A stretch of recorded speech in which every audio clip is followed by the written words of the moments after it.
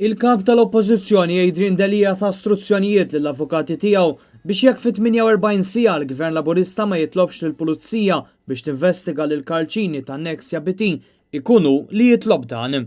Iddikjara dan waqt dialogu politiku f'Ħal Tarxien fejn fakkar li kien Aaron Boġejja dakinhar maġistrat li ta' istruzzjonijiet biex il-Pulizija jinvestigaw lill-accountant personali tal-Prim Ministru Joseph Muscat. Ilkom tafu xhur u ma miltu xej, dak li musta tagħmel int fit-48 siegħa ħanamlu jien.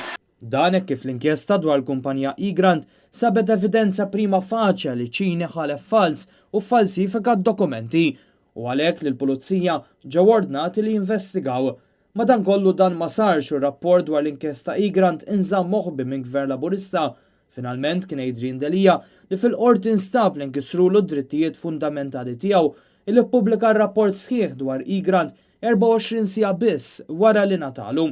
Adrian Delija qal li għall-kuntrarju tal-Gvern Laburista u mhux jitkellem biss fuq ir-rule of law imma jieħu azzjoni biex jara li din isseħħ. Għal-kontrarju l-kandidat ta' tmexxija tal-Partit Laburista Chris Fern qed jiftaħar li se jkunu li jagħti istruzzjonijiet lill-awtoritajiet biex jinvestigaw. Għax għadu ma femx wara dak kollu li ġara f'pajjiżna illi mhux hu il-Prim Ministru jiddeċiedi min jiġi investigat, kif ta' qablu iddeċida min ma jiġix investigat. Sadattant jiftaħar li se jkun qed juża l-istituzzjonijiet biex jattakka lil kap tal-Partit Nazzjonalista. Iżda Adrian Delija qal li hu m'għandux minn xiex jibża għax mhux korrott.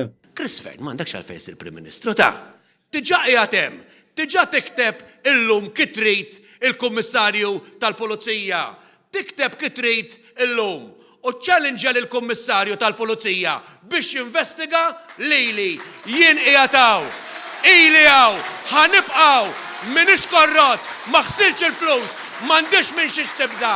U jekk trid li tinvestigani, investigani mill-lum, mhux bil-paroli, bil-fatti. Waqt li kienet ħares lejn is-sena li għaddiet il-kamp tal-Partit Nazzjonalista fakkar li fl-aħjar żmien tal-Partit Laburista kien l-aktar żmien li bata pajjiżna.